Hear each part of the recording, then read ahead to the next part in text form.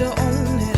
Just wanted to take the time, learn all the things that I could about you. Now it's such a mess here. Oh, we are just stressed here. Used to be so easy with you. Deb, you're back. Yeah, I'm back. It's so great to be here. Well, it was so great to go to your grand opening of the Clovis location. I know you've had a location, Clovis, but this was a new building? Yes, we've been in Clovis since 2012. And for the last several years, I worked really hard to find a really great location. And we finally did, right on the southeast corner of Bullard and Villa. So you get right off the freeway, and there we are. And we're real excited about it. We have over 7,000 square feet of therapy space, includes psychiatry and admin space. And in the next couple of years, it'll be moved up to the whole space, and it'll be 8,400 square feet. And so we have plans for that when that time comes too. So we just love that location because we can throw all kinds of events there and really serve a lot of people in the area. It was so crowded when I went there. It was like everybody in town was there. The mayor was there. How fun. It was a fun time. Yeah. I'm so glad it turned out so good. We were really excited. And so, yeah, the last time you came here, you were launching all the additives that you guys have. And now it's like been a year. So how is that going now that you've added the psychiatry and all those aspects? Well, it's going great. In the last year, we've opened at least 3 more clinics. We have Madera, we have West Bakersfield, and then we're going to be opening one in a couple of months in downtown Bakersfield, and Porterville, Hanford, Tulare. So how many altogether? We have 8 right now, and we're working on our 9th. That's it? And then when I met you, you had, was it just 2? You just had downtown and Clovis. Or no, you're not downtown. You had Fresno and Clovis? Yeah, Fresno and Clovis probably then, and I was working on my 3rd one in Visalia when we met. Oh my goodness, wow. It's so crazy you've grown. It's great that you have good people. I mean, I met the staff when I was there, and it seemed like everybody was pretty cool. Everyone gets along. Like, how do you find, not everyone has a degree, like, to do all that. How do you find the right people that... You know, I was really lucky because my COO, Nathan Leclay, he kind of fell into my lap. That's good. His wife got a job for me, and then, and then I get a resume with someone with the same last name that doesn't do the same thing she does, but said they could help me like organize the business. That's awesome. And he put in so much time and effort into the business, much more than he was paid for at first. He was willing to invest in the business. Because you were a lot smaller at that point. So you're probably like, and you weren't expecting us. So you're like, okay. It was, and so he came on board, and we've just scaled the business exponentially. That is really cool that he had the ideas and the passion and wanted to help out. Yeah, and so it was. Just a really good collaboration of both of our ideas to just run with it. And now, the thing that we do the best is we go to places that other people won't go, to have mental health clinics of our size in towns like Porterville and Hanford. That's Tulare. True. You see, independent people and individuals, but not clinics. So in the course of time since I was here last, we've now become the largest mental health provider of our kind in the whole valley. Oh, yeah. And that was the Visalia office was so nice too. I remember when I went to that grand opening. So yeah, all the offices are beautiful, and people don't understand how I can't believe you're not an interior decorator, because everything is just so like, you travel the world and bring stuff. I do. I bring things. I went to Havana in April, and I brought like a beautiful oil painting from there, and I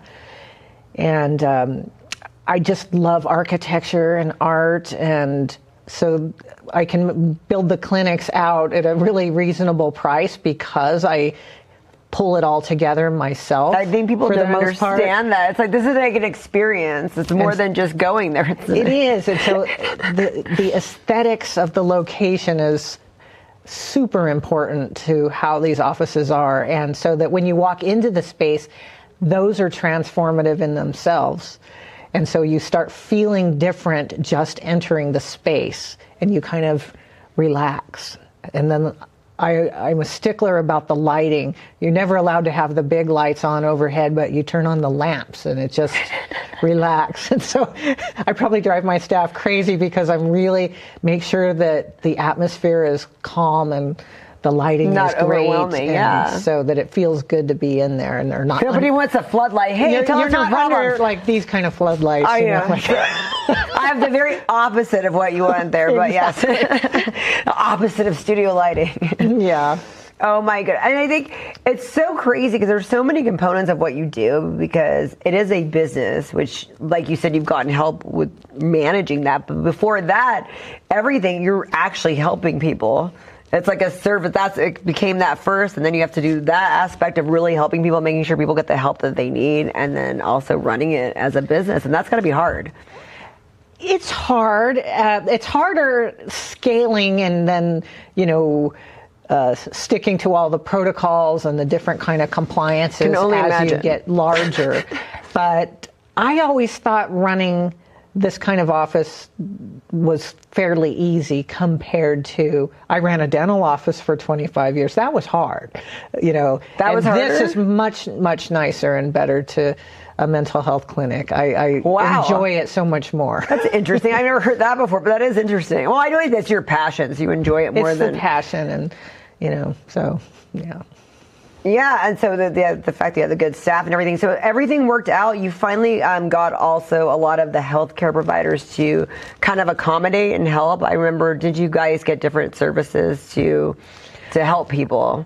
We do. As far as insurance goes, we take a lot. Every kind of You insurance. take a that lot. there They take a is. lot, so that's good. All of them, medical, everything. There's like not really anything you don't take at this point. Pretty much. And if we find out that we don't take it, we try to get on it so that we could help that person out.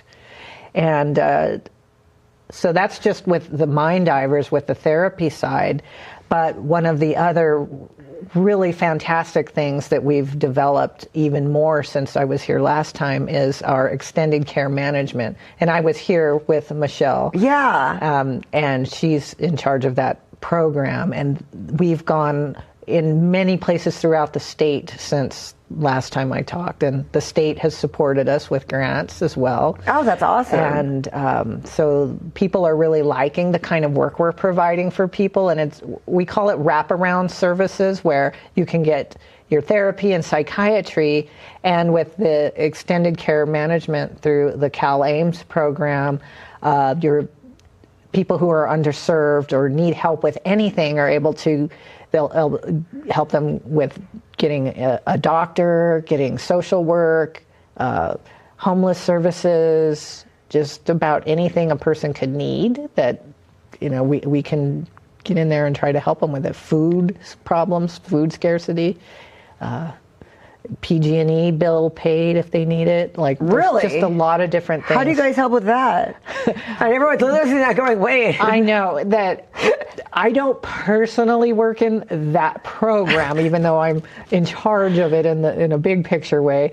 But how they work their magic to be able to help people, they are. Oh, because if you're kind of like a lower income, you do get like they cut a little very bit. much for the lower income Yeah. crowd for the nonprofit. But it is a lot. Sometimes people just don't know those things. So it's good to have a service that's like, wait, I could be applying for this whole time. And that's very helpful. Yes, people don't know about those services, and so we're starting to be where we show up at all kinds of different events, and we put a tent up, whether it's a pride event or any kind of city event. We're getting well known for Mind Divers, and Mind Cure is the nonprofit branch, so that we just educate people on how we can help them if they need it. Do you think it helps that now there's not such a stigma in mental illness, that people are more open about it? That's been the great thing since COVID, is that all the advertising on TV, and you had Michael Phelps, advertising a few years ago. And so it's really cut this stigma back. So everybody has a therapist now. You mean you don't have a therapist? What's wrong with you? Right. So everybody's gone to therapy now. And so that's that's been really good for people. That's what, funny, we were talking about that, your grand opening, I had different friends and different people, they're like, why don't you go to therapy? Why don't you go to therapy? That was a conversation people were having. Yeah. And a lot of people say, wow, I would go to therapy in a nice place like this. And very true. And so it doesn't feel, like an old weird clinic. It's very, I don't know, that's the way to describe it. Like that weird clinic you went with your mom as a kid, and it was just like the little dice rolling and the little like pendulum, and you're like something. I don't know, but it doesn't have that speckled tile floor with green paint. And those terrible clocks that are just that you hear the ticking. Like right. It's very beautiful and calm, enjoyable to be there. Oh, that's amazing. That's so great that you guys have grown like that. It's got to feel like so, got to be proud of yourself about all that, huh? In the Central Valley, that you've really grown all these services and you're helping that many people. When I step back and look at it, it's like, I think, yeah, that is a big thing. And we're doing a lot of good. But I guess I don't give myself the credit. Well, I know you're really busy too. When you're so busy and you're you in just the next keep thing and not into the next thing and next thing, and how can I get into this town and that town? So I don't feel like the work is finished. So I'm not quite patting myself on the back yet. But if I, take a dose of my own medicine, I would be patting myself on the back more. And saying, yeah, we're doing pretty good, but I feel like I'm a little more humble about it. So now that you're doing different things that are kind of like not experimental, but just different things in the Valley, because now you're offering this and that. Are people calling you from other places and asking how they can enhance their therapy, like in other states or cities? Or sometimes they want to call and collaborate. Especially right now, our newest thing is the psychiatry treatment that we're doing. And it's a treatment that you can go and sit in a chair and they map your brain. And in 36 sessions of this, it can help you to get rid of anxiety and depression. And so is it like EMDR, but like better? It's like not EMDR at I know all. It's not that, it's but a treatment where they have a handle on a device that they put on your head that, like an MRI, it's a magnetic machine, and then it maps your brain and it sends some signals in there that get you all straightened out. I'm not the best at explaining that treatment, but it's very popular, and the VA does it, and the VA highly recommends people get it. So we have a big community coming from the military people that are coming to get that treatment done. Well, I'll tell one of my friends, because one of my friends from the VA went to like EMDR therapy and wasn't thrilled about it, so I'll tell him he should come again.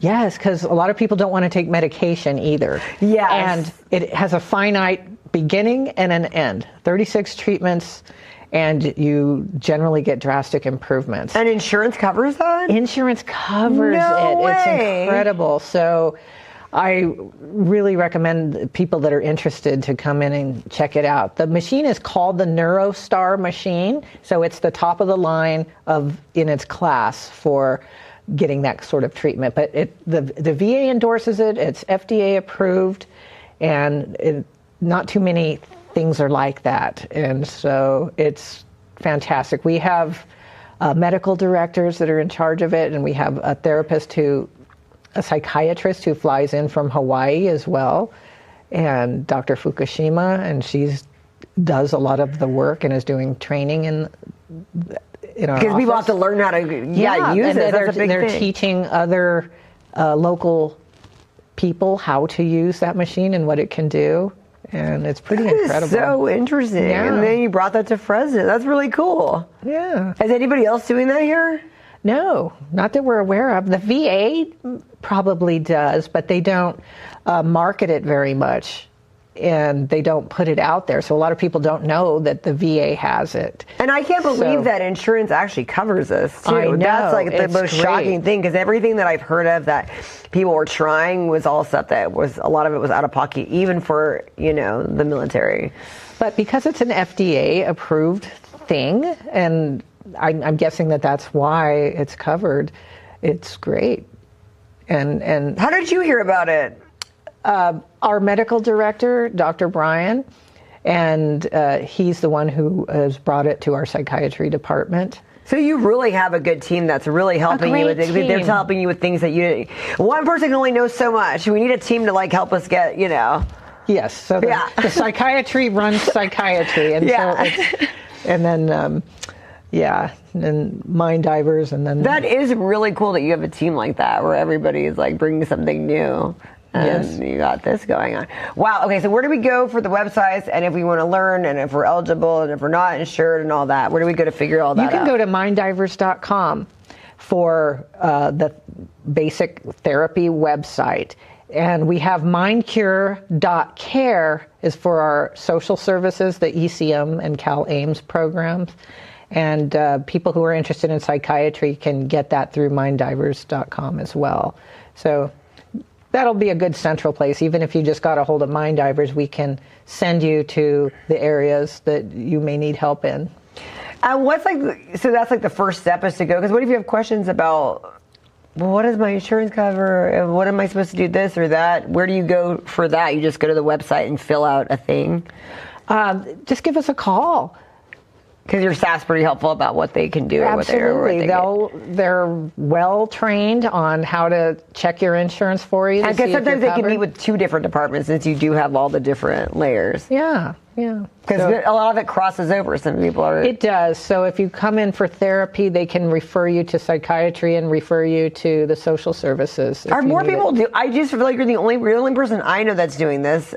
This one-stop shop. Is it something that's happening in other places in the country that we don't know about? Was there anybody? I'm sure there probably is. But you don't in know this anybody area, that, we're the one-stop shop for everything. Other people may have social services, or there might be one that has psychiatry, but they don't have all of it together. So in our area in the San Joaquin Valley, we're pretty much the only ones doing that. That's so awesome. I think that's like, everybody must be so stoked about that, to have a one-stop shop. Yes. Because you don't even get that when you go to the doctor. They have to send you here and here and here and here for everything. Yeah, and we can do it all in-house.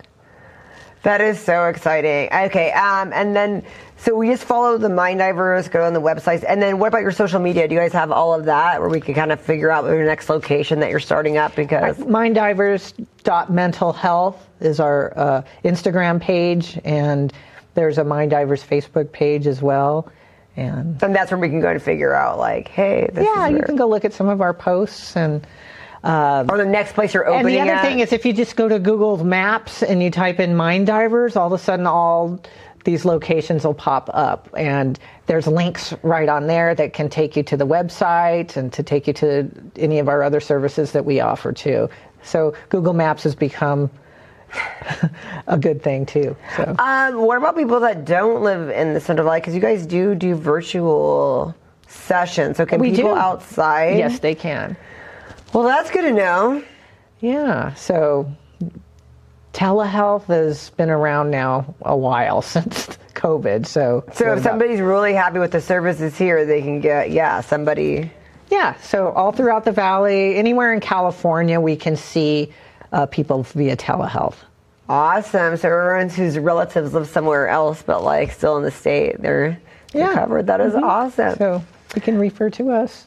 Well, thank you so much for coming out. What's the next location that we're watching for? Is it Bakersfield? You said Bakersfield? We are currently open in West Bakersfield, and we have a really beautiful modern location there, and it's right by the university. Oh, that's good. Convenient. We are closing escrow in downtown Bakersfield, and we're going to do a renovation. So in a few months, at the beginning of the year, we'll be open in downtown Bakersfield. Are you doing another grand opening there? I'm sure. We will, for sure. I might not travel on that one, but January, in the third week of January, we're going to do the grand opening for the one that's already open, and then, I'm sure there will be another one for downtown. That is awesome, though. Yeah. Well, that is great. Thank you so much for coming out today. Thank you.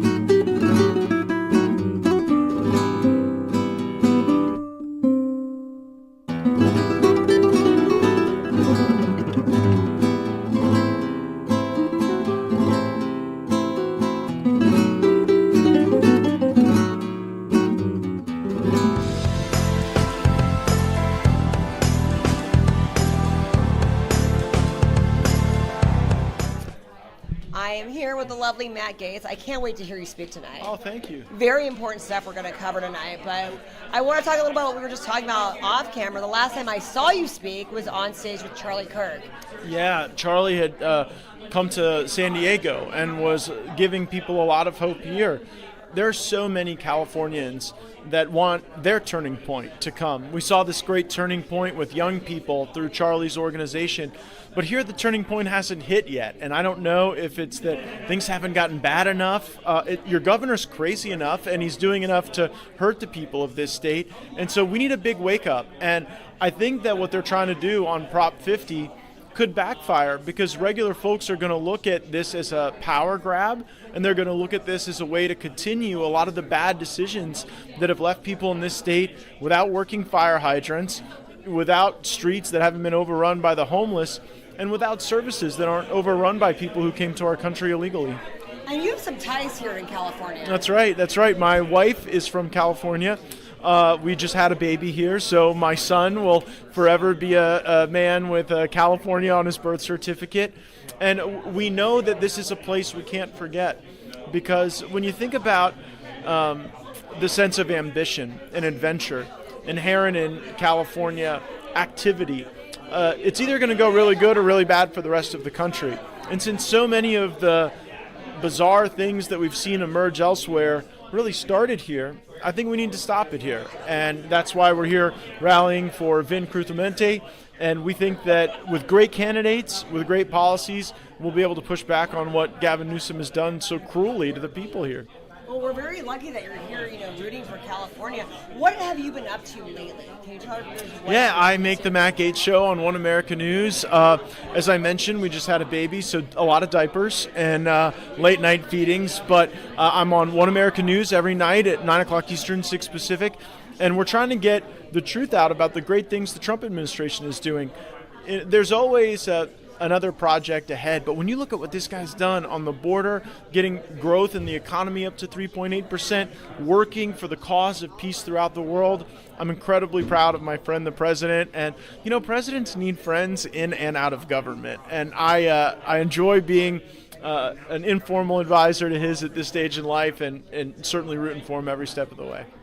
So can we expect anything from you in the near future? A plan? I know everybody always wants to know what you're doing next. Well, what I'm doing next is trying to beat Prop 50 here in California. And I think that if the midterms go the wrong way, there's going to be a real call to station for a lot of folks. I hope that doesn't happen. I hope Republicans win the midterms, but that'll require a lot of the boots on the ground that we're seeing from the activists here. So I have no plans to run for anything right now. I'm a journalist like you.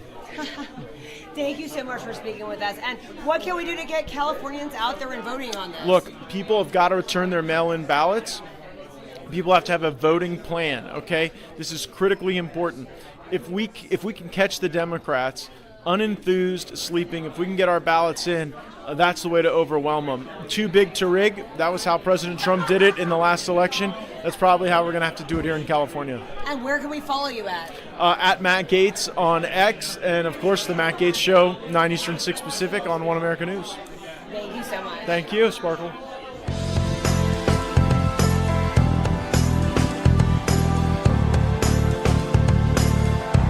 Okay, so I am here with the lovely Shoemaker, and I saw you the last time I saw you. Well, you were at the GOP, I think. Yes. And that's the last time I saw you. And what do you hope on this run? What are you hoping for? Well, I'm hoping, one, we stop 50, and then after that, taking the 9th congressional seat. So we're in good shape to do that and get rid of the Democrats that's been sitting in there for a while. And do you feel like now is more of a hopeful time than it has been in the past for Republicans? I think the last two election cycles has been great for us. We need to just be more out there. We need to be more vocal. We need to push our agenda, and our agenda is what the people of the state really want. They want, we're the ones that can fix the problem. Most of us have been in business and worked for a living. Democrats don't know what any of that is. That's why we're in the mess we're in.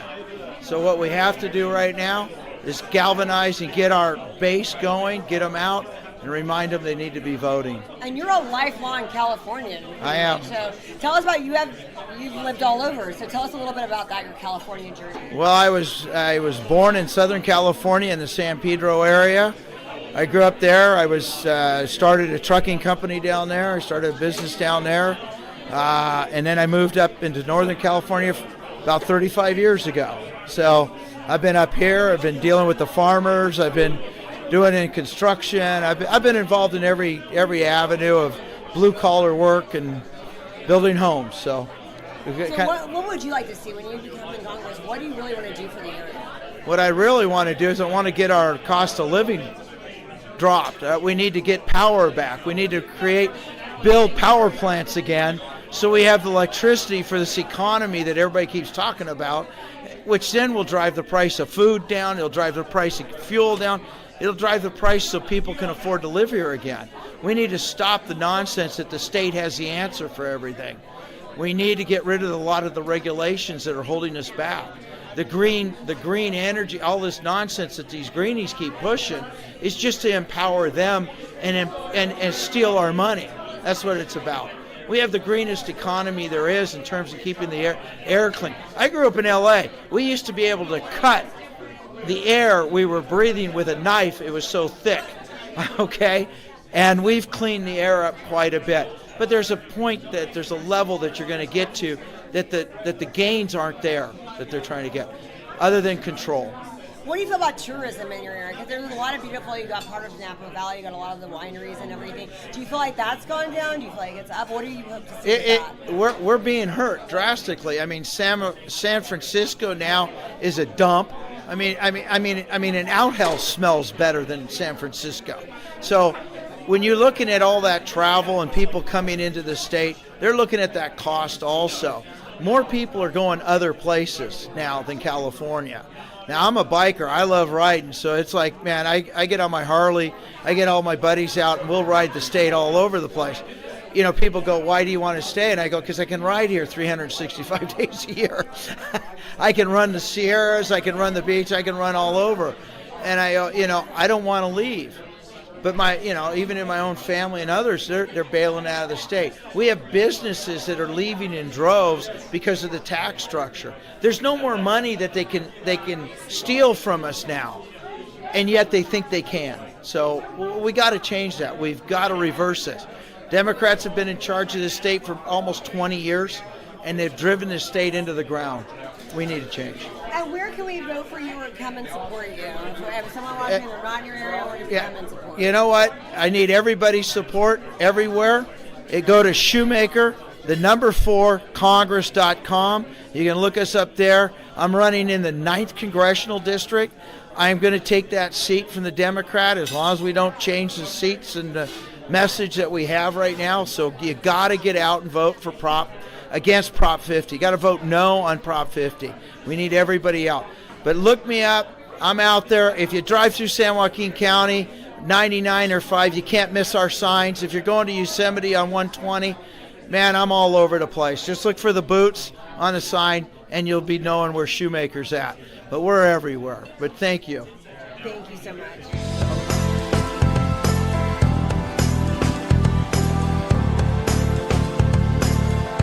Viewers why tonight is so important. We are a very pivotal moment in California right now. We are fighting for the soul of California. The people that cannot define what a woman is are trying to rewrite the Constitution. And tonight we're gathered here to make sure we get the vote out, we beat Prop 50, and of course, talk about my campaign. So tell us a little bit about your campaign. No problems with the shameless plugs here. All right. So I'm running in the 13th district, which runs all the way from Lathrop to Kalinga, the old map, and I hope it stays that way. And this district was won by President Trump by about 5.4%.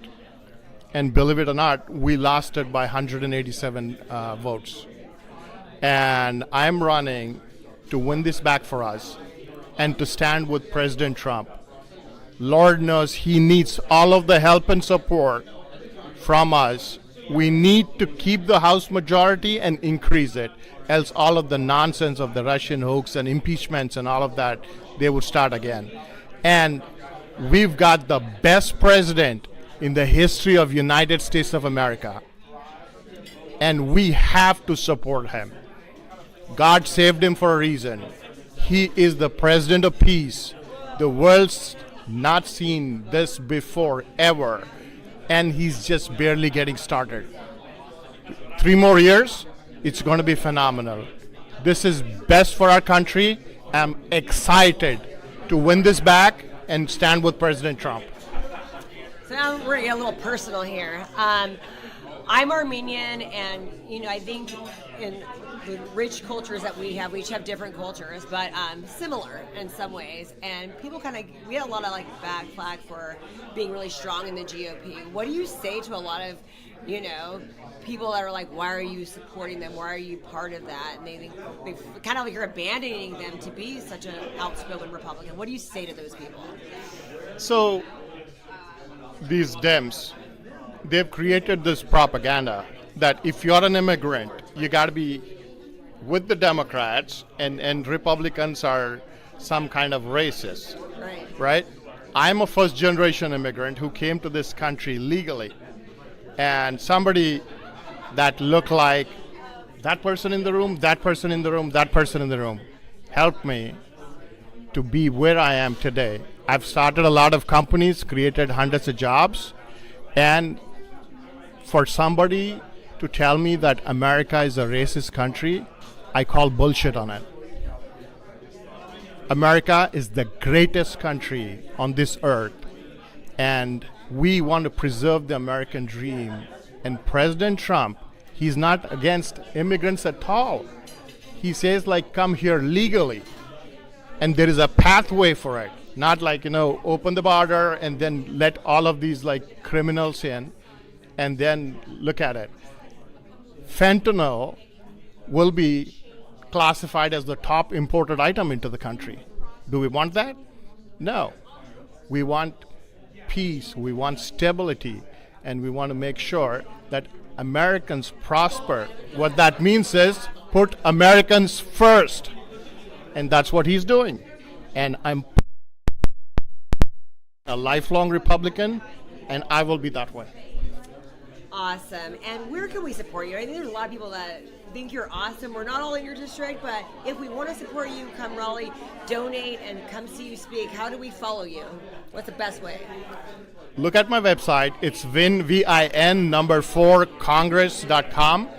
There's a button to donate, and follow me on social media. All of the handles are vin4congress.com, vin4congress.com.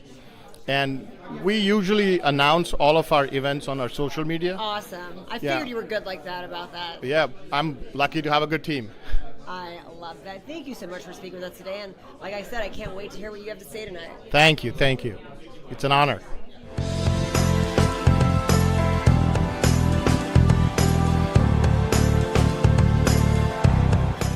Well, it is so great to see you here today. Are you one of the speakers or not speaking tonight? Nobody told me I was speaking, but I'm always ready. That's why you're so good at it. Yeah. Tell us about this campaign, because this is an interesting campaign. Mine or his? Yours. Mine. We're going to go to yours. Mine is fun.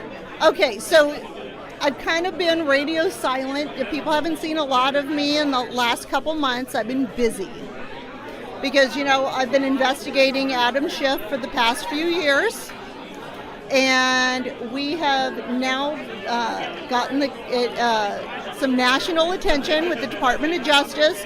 Donald Trump actually put on Truth Social one of the documents, one of the pieces of evidence against Adam Schiff. And a special prosecutor has been appointed. The grand jury is now in possession of the file, over 300 pages.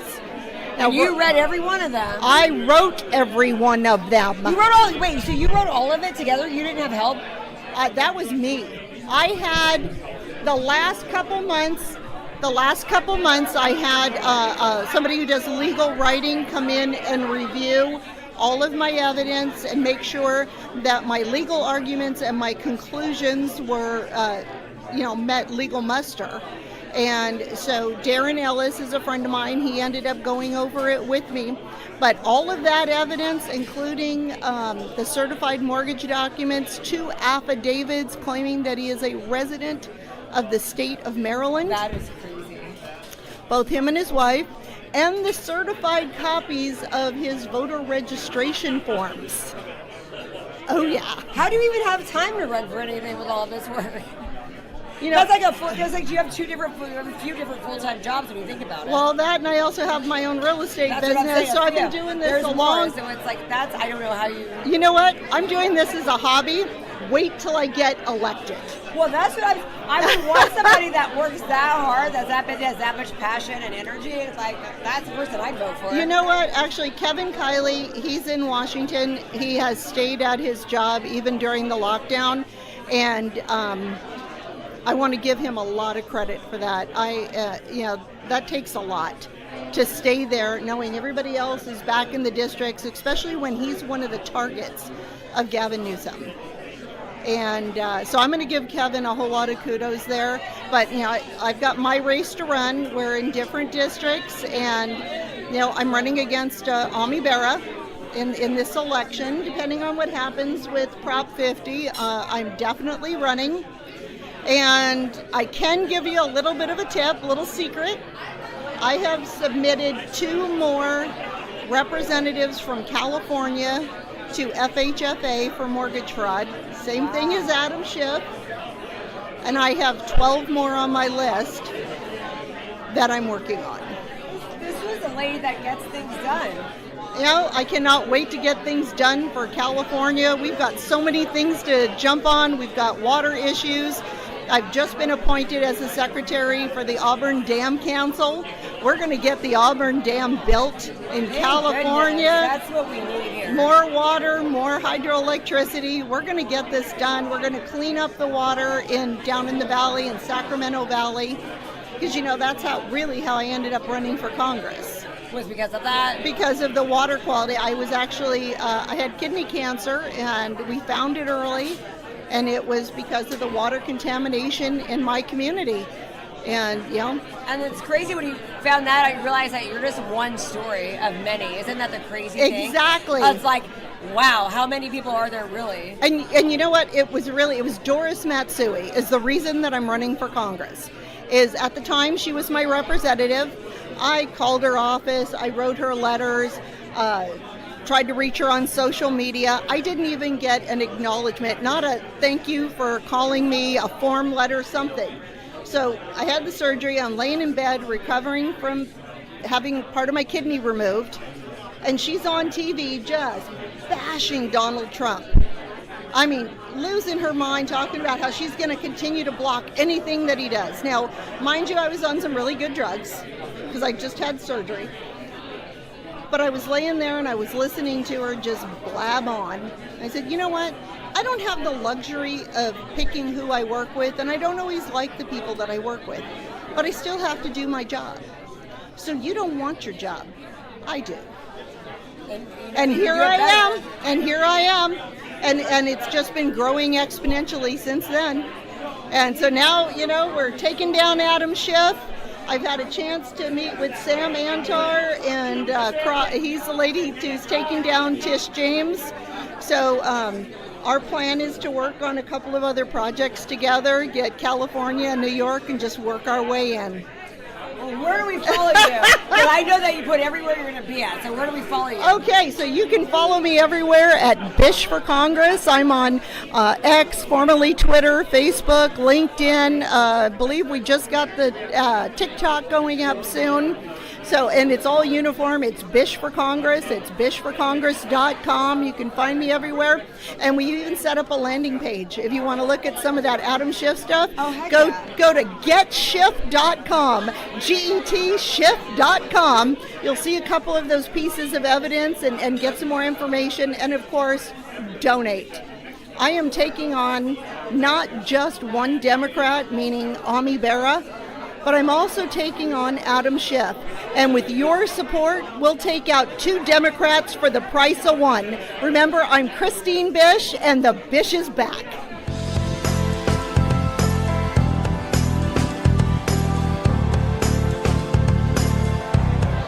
Hi, Kathy. So, little birdie told me you're running. It's a true story. True story. Okay, so tell us a little bit about you. About me? About you. You're the About one me. running, so. I was born in San Diego, but went to UC Davis, and I've been living in Northern California and in the Elk Grove area for over 20 years. My husband's from Elk Grove. I am a software engineer that has always been interested in politics, but have never jumped in, and I just felt that this was my time. So why is that? Why is now the time?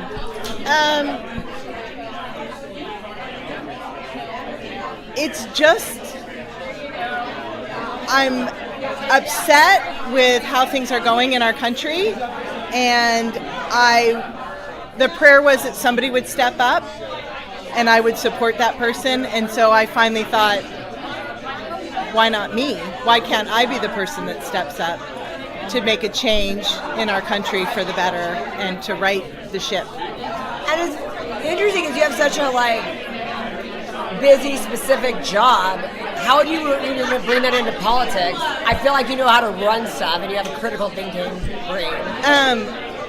The other things I would say is I want the job. I don't necessarily want the notoriety and the attention. I'm definitely a doer. I'm an analytical thinker. Exactly. We kind of need that. But so that's why I think I can bring a unique skill set. I think so.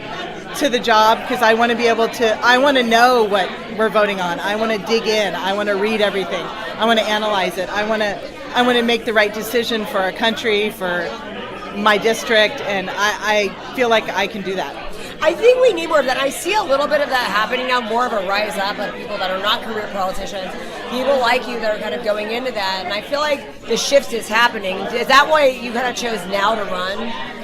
Yes, definitely. There's definitely a shift, especially in California. There's more and more conservatives are speaking up. I think we all hid for a long time, right? And it's time to step up and wear your conservatism on your sleeve and be proud of it and not shy away and do what you can to make our country better. Okay, so how do we get around you and support you and everything? I know you kind of just your news, so you don't have like a website yet. Are you on social media at all? We're getting there. We're working on that. The government being down has had a little bit of a hindrance to getting all filed and all that stuff. So we're working on that. I should have website and social media up soon. I don't know what those So we just gotta look for Kathy Ming. Kathy Ming. All that. District 7. Yep.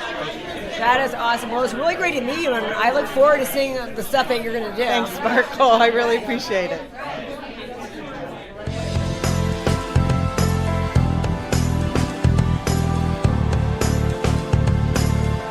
Thank you for coming on my show today.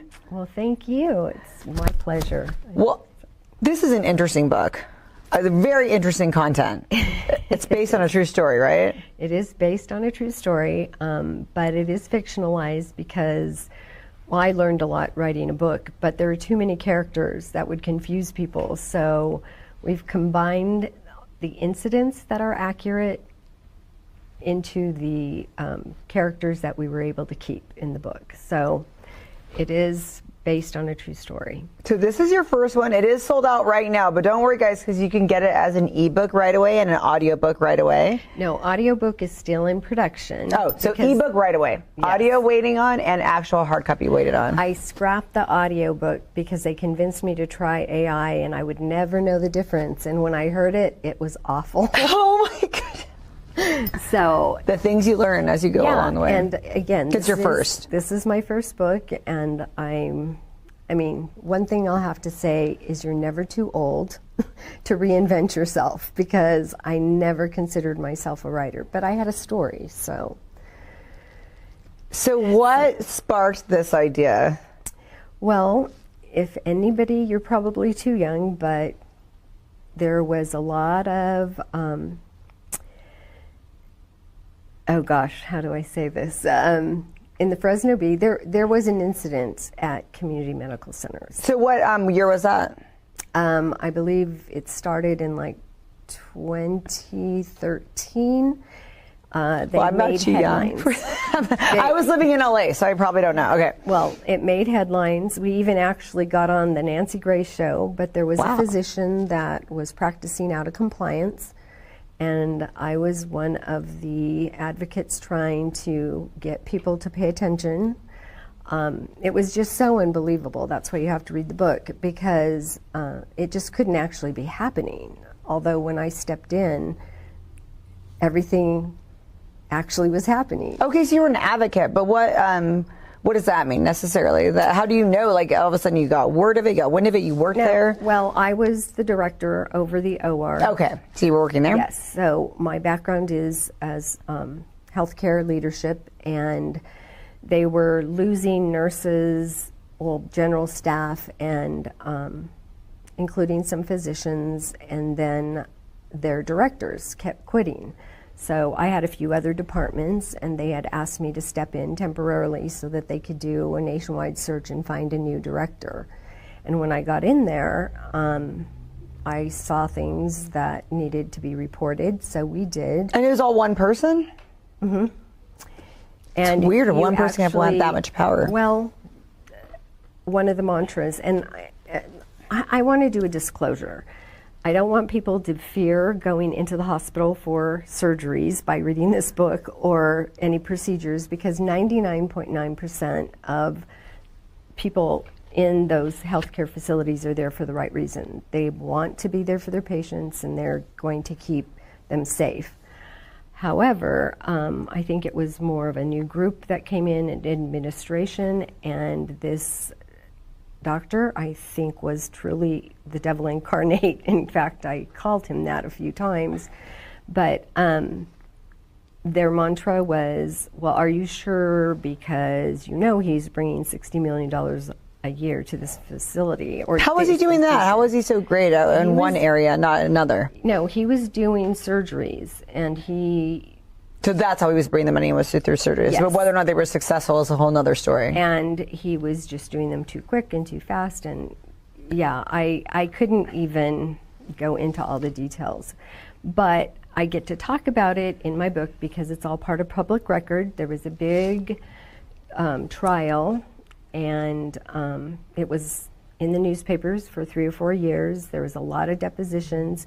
So what my editor and I did, we pulled the dockets from the Fresno Superior Court, and they went through and were saying, tell us about this and tell us about that, you know, and so we got to put it in the book. Although, like I said, the incidences are correct, but the names have been changed to protect the innocent. Totally understandable. And so did you feel like they got compensated, a lot of people that were victims in this so-called, like, not so-called, but what happened? Well, one of the reasons I'm writing the book, or wrote the book, was because there were a lot of stories not told.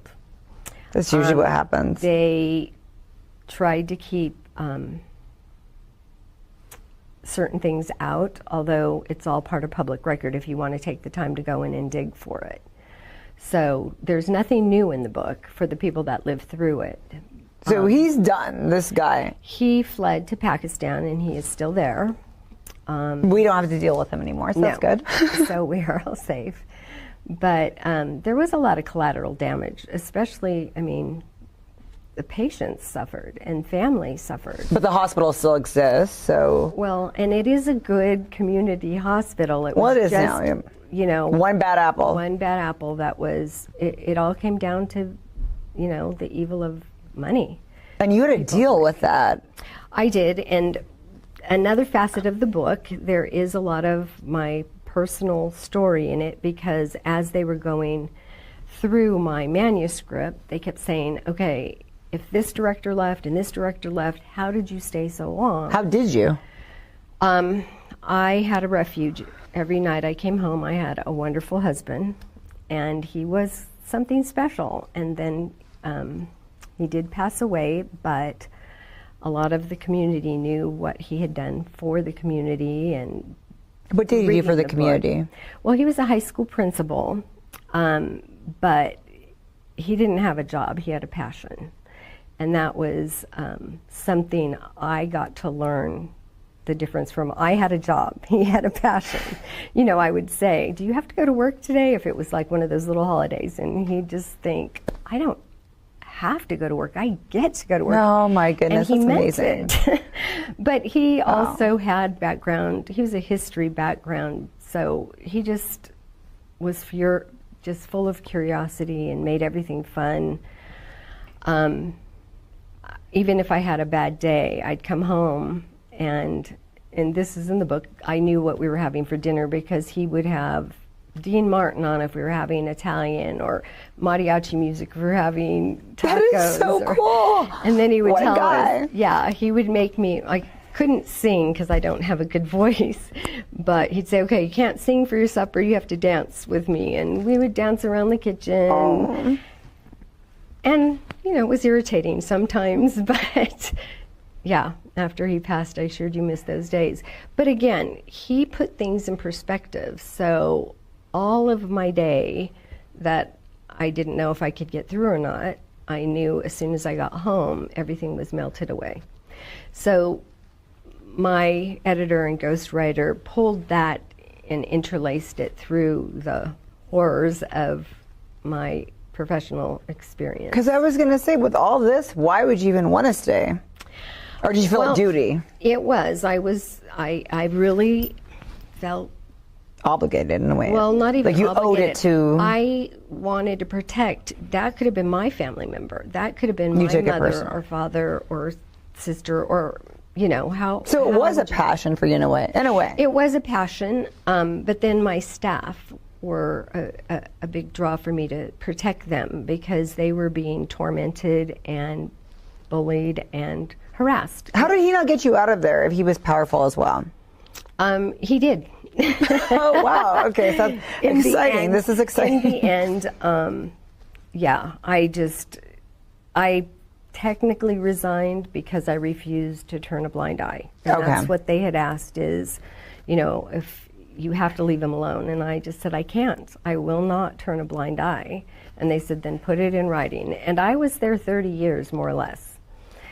And so I just knew if I could show them the truth that they just didn't understand. Well, so how long after that you left did all this really transpire in the court?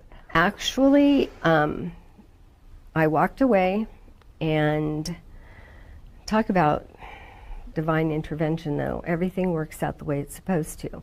So I walked away, and it was about 9 months later that I picked up the Fresno Bee at a Starbucks, and I saw the headlines, and then I saw them claiming that the whistleblower was lying, and he was a disgruntled employee, and he was just making this stuff up because they knew nothing about it.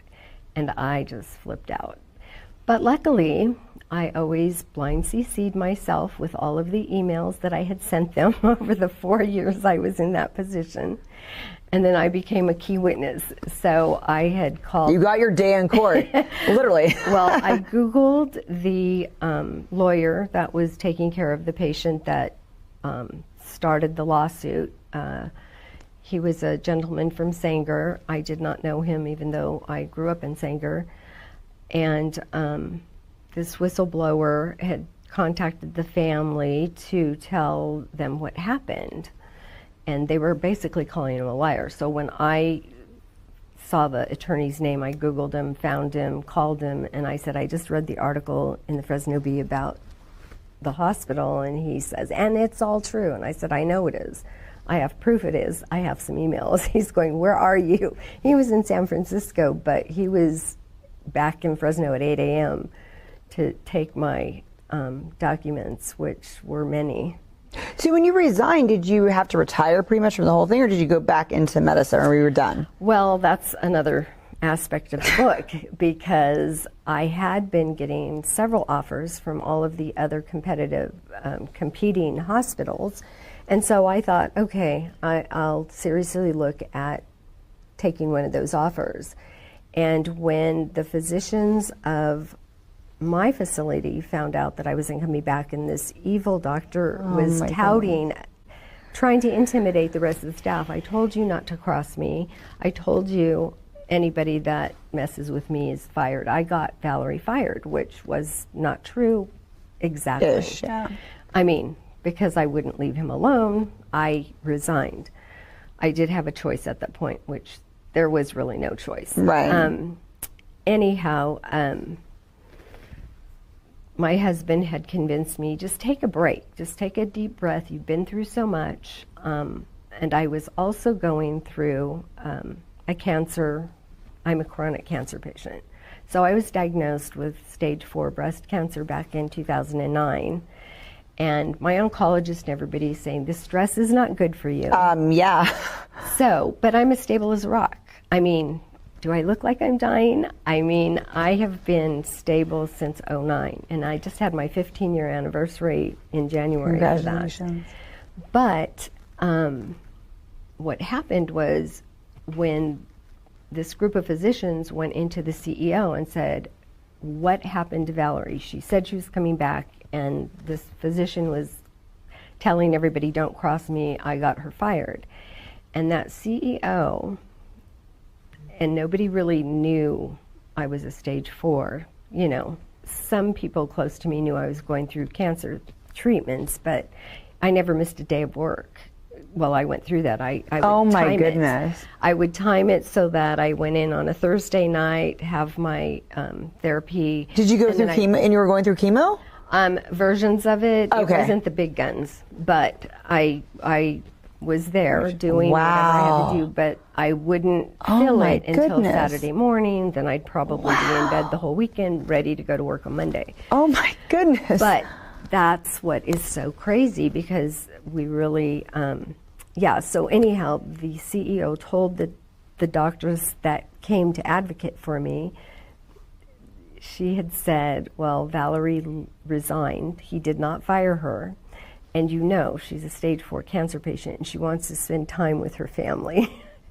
I could not figure out why I was getting all these flowers and cards and how wonderful I was, and, you know, until I met up I accidentally ran into somebody at Costco, and they acted like they saw a ghost. You know, it was like, oh my gosh, you look so good. It's like, oh, thanks. You know. So it's an interesting story too, but they tried to intimidate and bully a lot of people into hiring you afterwards. Well, no, once people heard I was a stage 4 cancer patient, they weren't going to touch me with a 10-foot pole. That's when you have to take what you've got and recreate yourself doing some other things. Was that okay for you, giving up or was it a process? It was a process, and it was hard. But then looking back, those 5 years, I had 5 years with my husband I would not have had. I got to be at home through COVID, which I would not have had. Right, you've been in the front lines. So it was a blessing in disguise, yeah. Wow. And I got to be my husband's personal assistant. We got to make rally costumes because he was a goof. He sounds like it. He dressed up every rally, and the kids loved him. In fact, the city did this, but they named the street going into Sunnyside High School Tim Lyle's Way. So that's a testimony to his impact on the kids there. But how did he pass? He had a glioblastoma, and from diagnosis to death was only 5 months. Wow. But you know, he had surgery twice, and he never lost his cognitive skills. He was so proud when they said, you don't need therapy, you don't need cognitive therapy. He needed therapy he lost motion on his left side. But again, it was COVID. He had to work from home. Nobody even knew it. And he was on that computer working after brain surgery. But wow. Yeah. But that, again, if I had not been railroaded, I wouldn't have had that opportunity. You know, and so, when I went back to the other facilities going, okay, I see this job was still posted. You had offered it to me once. you know, and finally someone said, well, we heard you went home because you were dying. No one wants to hire someone that's dying. Yeah, they did not want to take on that insurance. So what's going on now? What's the plan now? Are you ever going to go back? Are you going to keep writing? No, I actually think that I can continue on this path. It's different. You got redirected. I did. I got redirected, and I would have never in a million years guessed that I would have been an author. And I surprised myself, and I think I surprised a lot of other people too, because the editor and the publishers were saying, well, you need to do pre-sales so they can have an idea of how many books to stock or whatever. And so I told them that this hospital institution has 10,000 people, and then Fresno Unified, you know, they know that Tim is in the book too, and then I have a huge family, and so did Tim, and they thought, oh yeah, and I think one of the comments was, people always tell you, friends and family, that, oh, we're going to go right out and purchase it, and maybe 50% of them will actually follow through. But and I said, but this is based on a true story, and people lived through it, so maybe it'll be different. Oh, but, you know, you're a first-time author, maybe your next book will go better, and, you know, you're not a celebrity, nobody knows you, it'll be fine. And so the Amazon representative called me, because what they had told me was I would be very, you know, push the pre-sales. I would be very fortunate if I could make the top 100 of the new release, because once there's a list and they see that you're a #1 seller or a #1 release, there's producers that scour those lists to see if there's any catching titles. And so she called and said, okay, I can't believe this, so I'm calling you to take a screenshot because these change by the hour, but you just got #1 new release. Oh my goodness. I know. And it's like, I told you, there's people that are interested. And so then a couple of days later, she said, you're still #1 on new release. And so I had a 9-day run as #1, and then I went down to #3, and then the release date came, and it sold out because the cushion that they made, I mean, they still sold them through the pre-sale sales. So as of today, everybody's reordered, Walmart, Amazon, Barnes & Noble, but I don't know, they won't relist it as available until they log it in the store, I guess. I'm not sure what the process is, but right now... So get the ebooks, everybody, if you want an immediate read. Right now, everybody is sold out. And I know that's a good problem to have, but I feel like my momentum just got cut. What we always think of too, I think we always hear these stories about like hospital politics and everything, and to see that still exists, this is definitely an interesting read. Well, and I didn't believe it as I was living it. I really thought there was misunderstanding. I really thought there was another side to the story. And then when I got in there, it was like I was having nightmares. I truly was having nightmares. You know, of this doctor had glowing red eyes.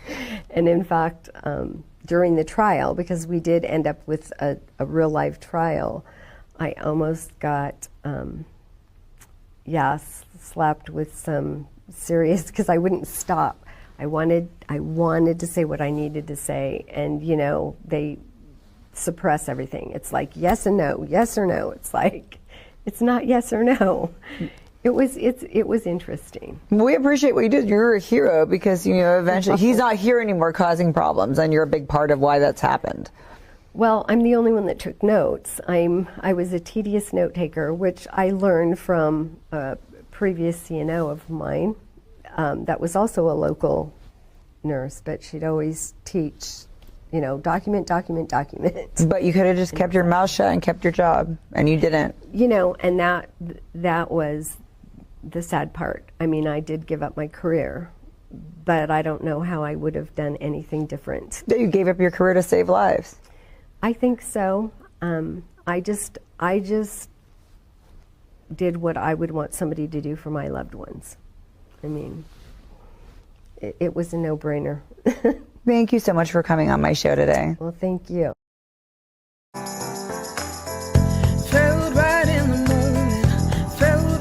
the summertime, it felt right drinking cherry wine with you. Just wanted to own it, just wanted to take the time, learn all the things that I could about you.